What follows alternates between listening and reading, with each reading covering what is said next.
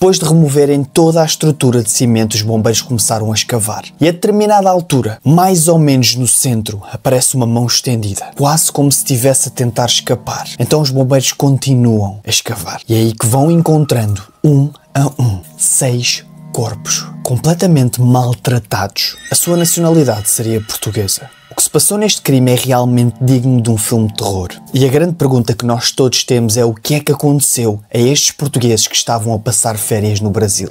Quem é que eram eles? E o mais importante, quem é que era responsável por estas 6 mortes? As suas últimas imagens são neste aeroporto internacional de Fortaleza. Neste vídeo verificam-se os 6 portugueses a chegarem pouco depois da 1h da manhã. Mas o que é que terá acontecido? Supostamente, estes 6 portugueses tinham planeado umas férias em Fortaleza, no Brasil. Agora o problema é que os mesmos ficaram incontactáveis durante 11 dias. Ninguém sabia onde é que eles estavam. Eles tinham uma reserva no hotel, para vocês terem a noção, mas nunca sequer deram entrada. É estranho, não acham? Obviamente os familiares das vítimas começaram a entrar em desespero. As suas mulheres começaram a pensar: o que é que nós podemos fazer? Eles não nos estão a ligar, não nos estão a dar sequer sinal de vida. Então obviamente os familiares entram num desespero total. E a única coisa que podiam fazer, visto que não os podiam contactar, era mesmo alertar as autoridades. Depois de terem relatado o desaparecimento dos seus maridos e dos seus familiares, a Polícia Federal Brasileira começa então a sua investigação. E o que vai descobrir é realmente aterrorizante. 6.000 contos tinham sido gastos das suas contas, das contas dos desaparecidos. Mais ou menos em torno dos 30.000 euros. Sejam bem-vindos a mais um vídeo do Vasco. Isto foi um bocado mau, mas vai ficar na mesma na gravação. Espero que vocês estejam bem. Hoje iremos falar de um crime que aconteceu no Brasil, mas apenas com portugueses. Eu espero que tu estejas muito bem e eu quero-te agradecer do fundo do coração por vocês terem sido incríveis. Em cada vídeo vocês têm batido as metas. Eu peço 100 likes e vocês dão muito mais do que isso. Então queria mais uma vez trazer outra meta igualzinha, 100 likes, porque eu sei que vocês vão conseguir e vocês têm estado a dar muito amor e carinho e é isso que eu também quero fazer para vocês. Por isso trago-vos aqui um vídeo cheio de emoções, um vídeo que aconteceu que é realmente muito aterrorizante, muito também desesperante. Ao longo deste vídeo tu vais entender porque é que eu estou a dizer isto e então vocês merecem este vídeo. Vamos lá então começar. Neste momento estás mesmo a pensar, de certeza, eu tenho a certeza, eu consigo entrar na tua cabeça, quem é que terá feito estes levantamentos? Então é precisamente essa pessoa que eu te vou apresentar agora. Este homem será Luís Miguel Ferreira, mais conhecido neste caso como Luís Militão e ainda mais conhecido como Monstro da Fortaleza. Mas quem é que era este homem? Luís Miguel Militão Guerreiro, o homem que teria conduzido o grupo português à chegada ao Brasil. Tinha 31 anos, natural do Barreiro, nascido no ano de 1970 e a viver no Brasil desde fevereiro. Segundo o próprio, ele disse que teve uma infância muito problemática. Ele era uma criança diabólica. O seu primeiro emprego foi como ajudante encanador. Logo depois, na sua vida adulta já, ele entrou na Marinha. Mas acabou quase imediatamente depois de um ano por sair em 1997. Nesse mesmo ano, para vocês perceberem, ele casou-se. Mas esse casamento durou também cerca de um ano, o que acabou também por lhe causar uma grande depressão. Também por causa desta depressão ele deixou de trabalhar e ficou com vários problemas financeiros, chegando a ter mesmo que morar na casa da irmã de um dos empresários que ele ia futuramente matar. Ou seja, como tu podes entender, destes 6 portugueses estava lá presente um dos empresários que o tinha ajudado numa altura bastante má da sua vida. Para Luís Militão aguentar os seus problemas financeiros que ele estava a viver, teve que pedir dinheiro emprestado a um amigo. E eu já te vou dizer quem é que é esse amigo mais à frente no vídeo que tu vais perceber. E então na altura o amigo emprestou-lhe mais ou menos 500.000 escudos, que são mais ou menos 4.500 euros. E então o que é que Luís Militão faz? Obviamente que ele depois não vai conseguir pagar o empréstimo ao seu amigo. E então ele foge. E então para onde é que ele foi? Foi para o Brasil. Então já sabemos que ele está perto de cometer esse crime. E então foi para São Paulo em fevereiro e depois para Fortaleza. O grande problema é que o pouco dinheiro que tinha, até que lhe tinham emprestado, ele gastou todo em bares e prostitutas. Depois disso, Luís Militão, no seu histórico antes de cometer o grandioso crime, estou a ser irónico, obviamente, pessoal, casou-se com uma mulher que encontrou e apaixonou-se de novo. A mulher, Maria Guerreiro, engravidou pouco tempo depois. Como tu podes estar a imaginar, ele estava num beco, porque, obviamente, pessoal, quando uma pessoa tem um filho, vai ter que ter algum à vontade financeiro para que consiga cuidar do filho e consiga também cuidar da sua família. E não era isso que Luís Militão tinha, que era estabilidade. Ele tinha um passado turbulento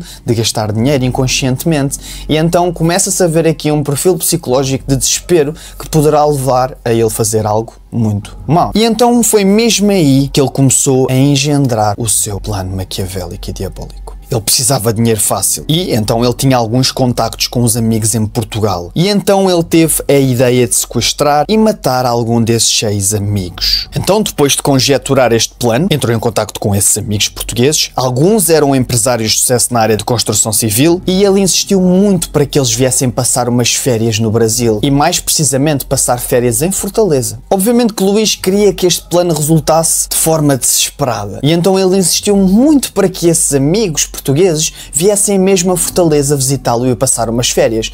E obviamente também não foi assim tão difícil ele forçar eles a virem, porque o Brasil é um sítio que as pessoas querem vir e principalmente à zona que eles vinham, que era mais especificamente o Ceará, que já é um sítio conhecido pelas praias maravilhosas e fantásticas. Então eles acabaram por aceitar.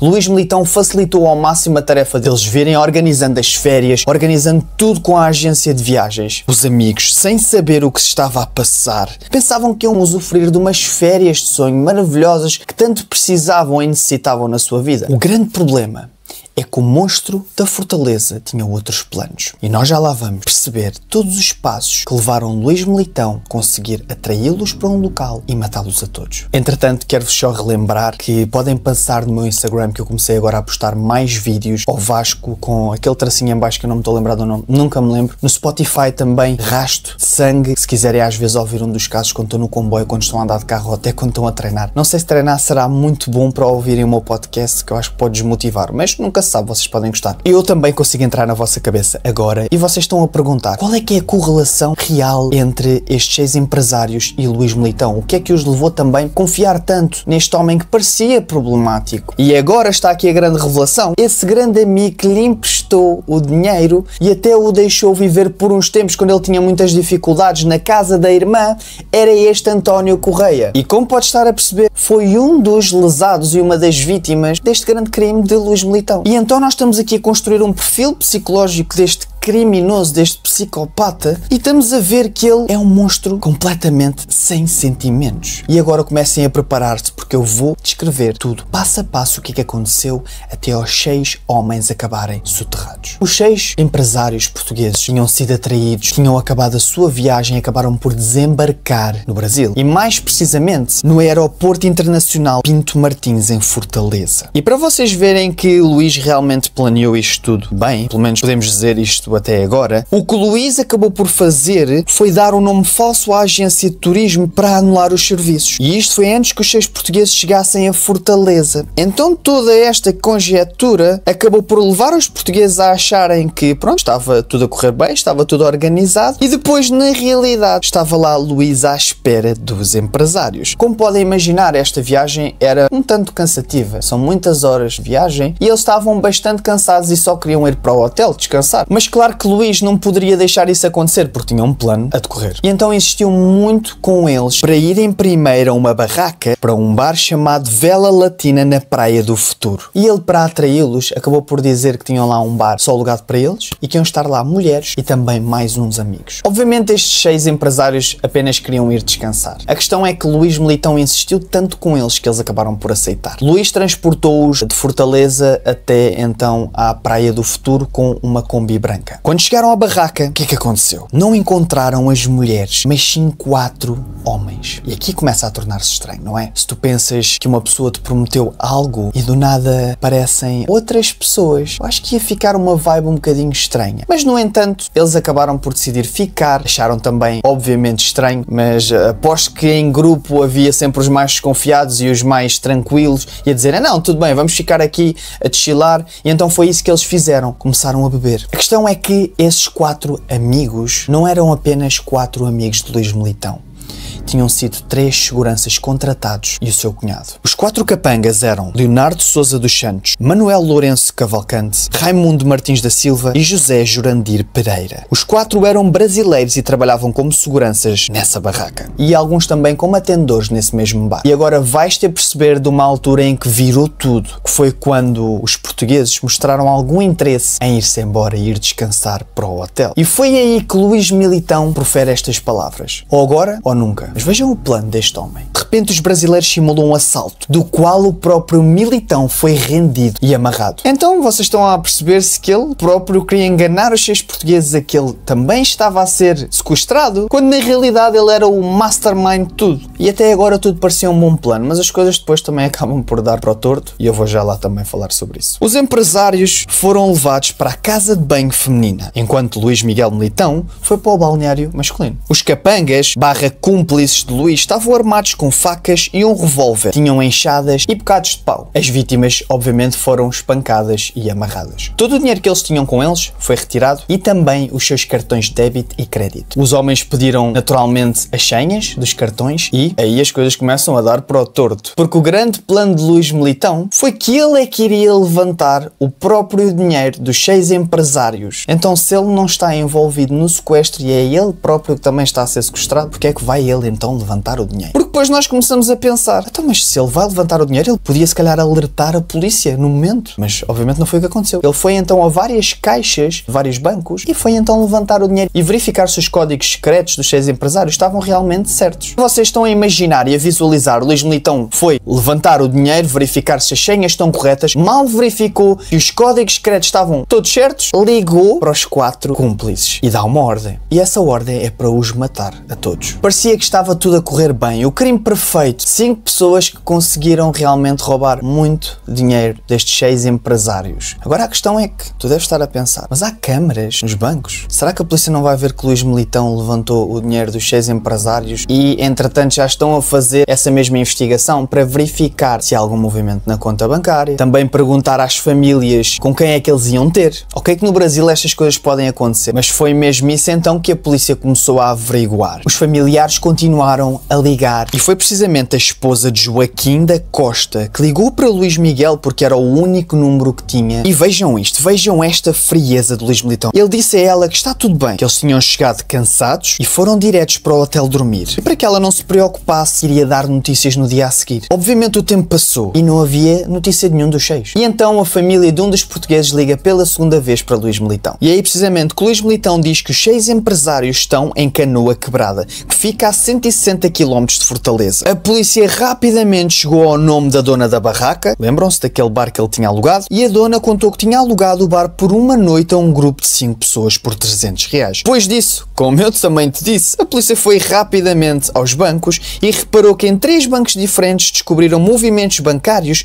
nas contas dos desaparecidos. E voltemos para a parte da ação e vamos falar do que é que aconteceu depois do crime, não é? Quando aconteceu tudo isto. Eles acabaram por escapar todos, mas o que é que Luís Militão fez durante a sua fuga? Luís Miguel Militão fugiu com a sua mulher grávida de 3 meses, os seus sogros, um cunhado e 3 sobrinhos. A polícia seguiu o seu rastro até ao estado do Maranhão, a 1200 km de distância. Obviamente, com todo o mediatismo que este caso ganhou, eles acabaram por fazer uma lista de suspeitos e conseguiram descobrir rapidamente o primeiro. Leonardo Sousa dos Santos deu imediatamente a identidade dos outros assassinos. O segundo a ser descoberto foi José Jurandir Pereira Ferreira, precisamente na casa dele no bairro Castelo Encantado. A Polícia Federal também encontrou um revólver de calibre 38 com uma capacidade para 5 tiros. E foi este revólver precisamente utilizado para render os 6 portugueses e para executar um deles. Ainda mais à frente vou-te falar do que é que aconteceu a cada um deles e como é que eles foram mortos. Agora, algo aqui bem interessante, porque eles depois foram interrogados. Leonardo confessou que o plano para matar os portugueses foi montado por Luís pelo menos um mês antes. Ou seja, todo o crime foi premeditado por Luís Militão. E isso mais à frente foi mesmo confirmado, ok? Isto não é mentira. O buraco também onde as vítimas foram enterradas foi feito na véspera ao seu assassinato. Ou seja, eles fizeram essa cova, os capangas dele, dia 11 de agosto de 2001. Leonardo e Jurandir, 2 dos seguranças que mataram os portugueses, dizem ainda que tentaram demover Luís Miguel Militão a que não concluísse o plano que ele tinha inicialmente realizado. Eles disseram que começaram a sentir alguma pena e alguns remorsos, mas peritos também disseram que Luís Miguel Militão foi inflexível e que disse, olha, tens que fazê-lo. Acabou. Quando questionados, ainda estes mesmos seguranças sabiam do plano, segundo um deles, Luís Miguel tinha dito que vinham os portugueses com muito dinheiro e que iam sequestrá-los. Começamos a perceber que tudo isto foi engendrado ao mais ínfimo pormenor, até uma determinada altura, não é? Algo mais interessante, e foi o que eu te disse inicialmente, que se começam a atirar todos uns para cima dos outros, na confissão do crime, 2 desses homens incriminaram Raimundo, um terceiro segurança, e alegadamente acusaram-no de ter abatido a tiro 4 dos empresários. Isso não foi verdade, ok, pessoal? O próprio Raimundo disse também que isso não correspondia com a realidade. Ele também disse que a única coisa que ele fez foi atirar as malas e enterrá-las, e que nem sabia que o crime estava a acontecer. Depois Luís Miguel Militão acabou mesmo por ser apanhado pela polícia. O português Luís Miguel Guerreiro em Barra do Corda, no Maranhão. E também a sua mulher. Eu não tenho nada a ver com isso, que eu não sabia absolutamente de nada. Só veio saber quando os policiais chegaram. Só vim saber quando os policiais chegaram na apreensão do Miguel. E saber nessa altura. Por que você fugiu? Eu não fugi. Ele disse pra você para levar você do Maranhão. Fazia tempo que ele vinha planejando a viagem pra gente viajar, não foi de agora. Maria Leandro descreveu também o comportamento de Luís Miguel na manhã depois do crime. Tranquilo, normal, como sempre. Seu irmão tinha dito que ele chegou bêbado com sinais de embriaguez, verdade? Não. Ele chegou com um peixe pra fazer o almoço. Que hora? Estou muito decepcionada. Vai continuar com ele?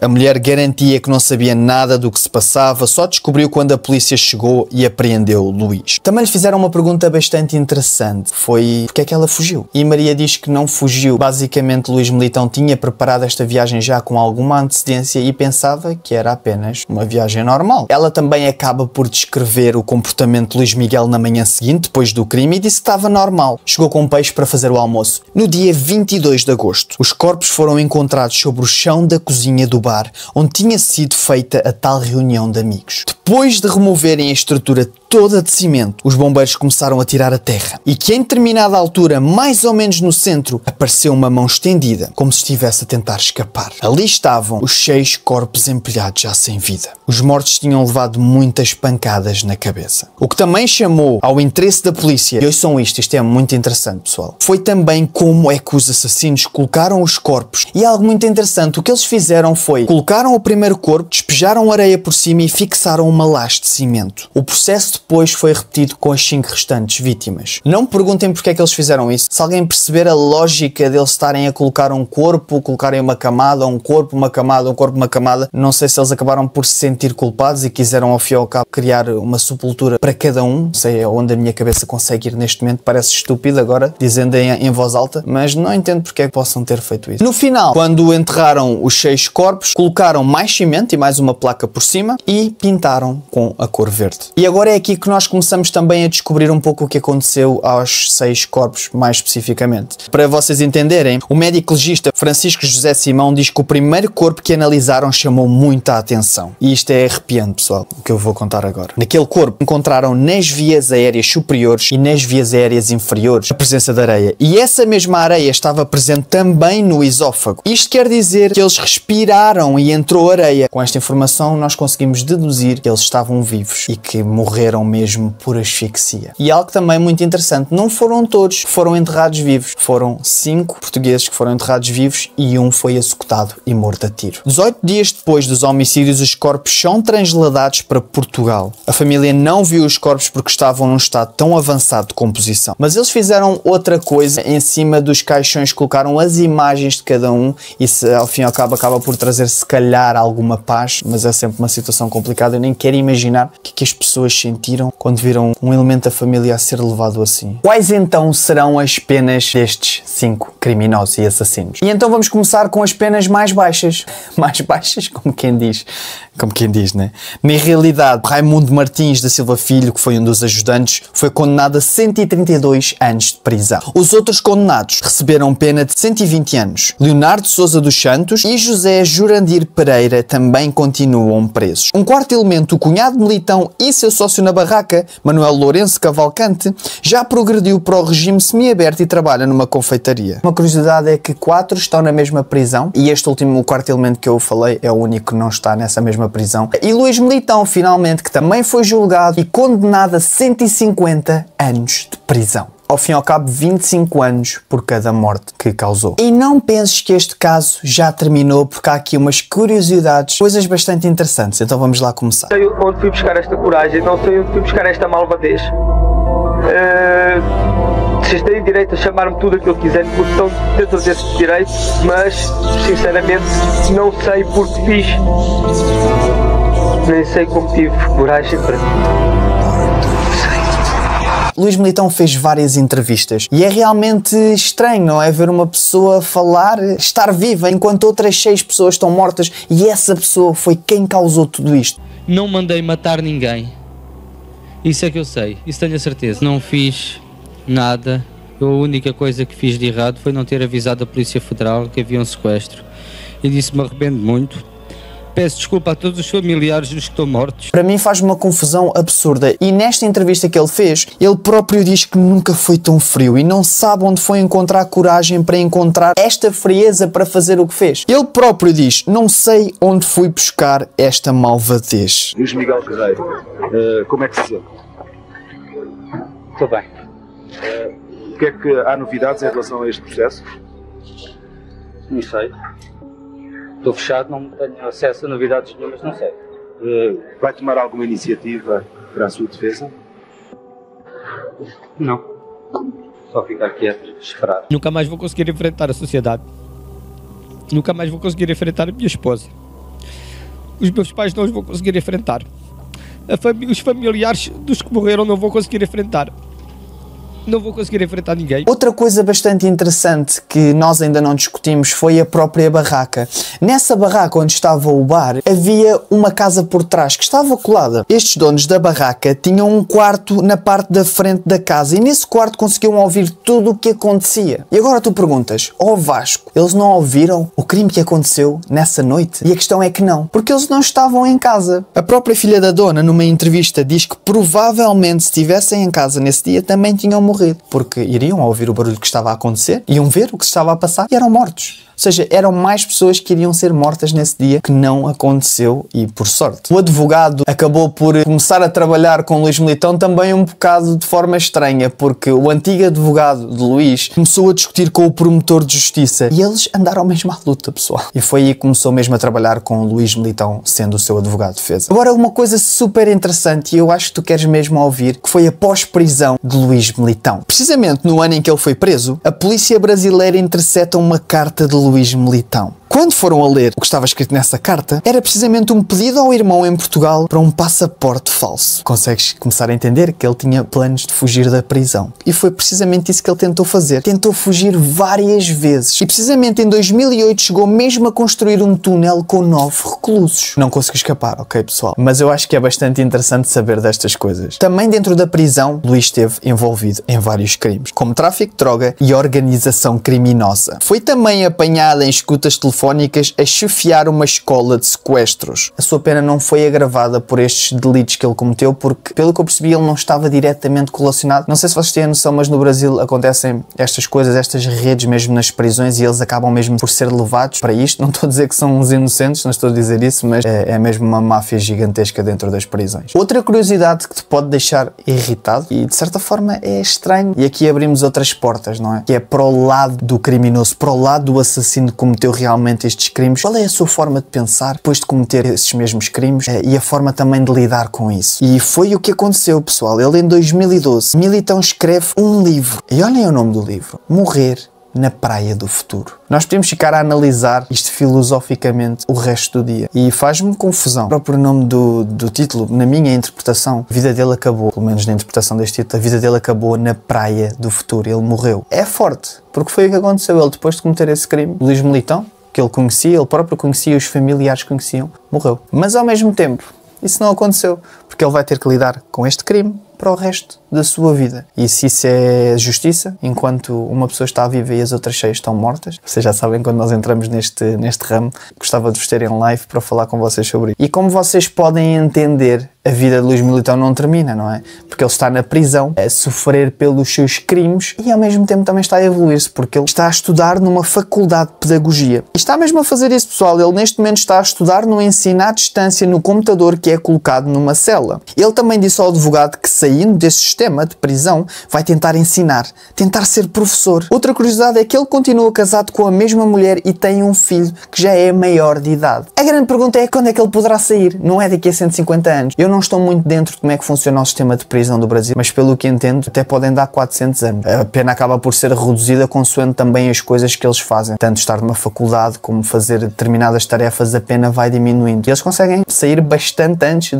da sua pena. E o advogado presume que ele poderá sair mais ou menos em 2031, mas também é possível que saia antes. Segundo as últimas notícias que eu li, ele poderá sair em 2027, mas nunca sabe. Pode ser depois, pode ser antes. Vamos ver quando é que isso acontece. Então dá que realmente pensar na cabeça deste homem. Tu, ao fim e ao cabo, pensas em tudo. Pensas em organizar a viagem, pensas em contratar estas 4 pessoas para te ajudarem a fingir que é um sequestro, mas depois mandas os 6 portugueses para um lado, que é para o balneário feminino, que foi o que aconteceu, e ele foi para o balneário masculino, mas depois os 4 bandidos acabam por pedir a Luís Militão que vá levantar o dinheiro, não é? Na altura de uma pessoa normal, se isso realmente tivesse acontecido, era chamar a polícia.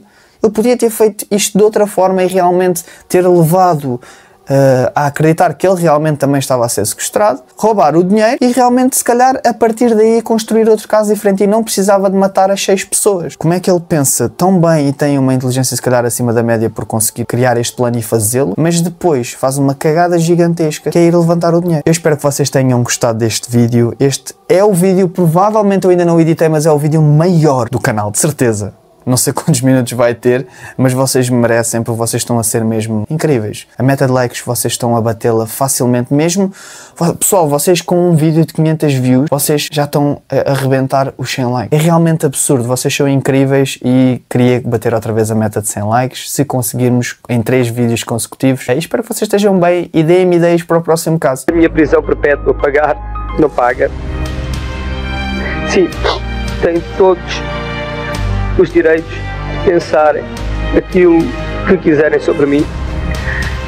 Eu nada vos posso dizer, pedir desculpa, já disse que não valia de nada, mas seja como for, apesar de tudo,